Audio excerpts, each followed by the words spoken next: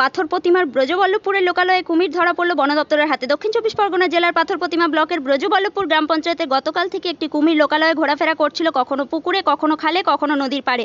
হঠাৎ করে শিক্ষক স্নেহাংশু মাইতি পাঁচু ধাউরিয়ার পুকুরে কুমির ভাসতে দেখে, সঙ্গে সঙ্গে খবর দেয় বন দপ্তরের কাছে।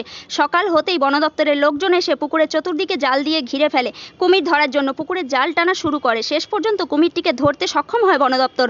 কুমিরটিকে রামগঙ্গা রেঞ্জের এলাকায় নিয়ে যাওয়া শুরু করেছে বন দপ্তর। সেখানে স্বাস্থ্য পরীক্ষার পর আবারও নদীতে ছেড়ে দেওয়া হবে। কুমির ধরা পড়ায় স্বস্তিতে এলাকার মানুষ।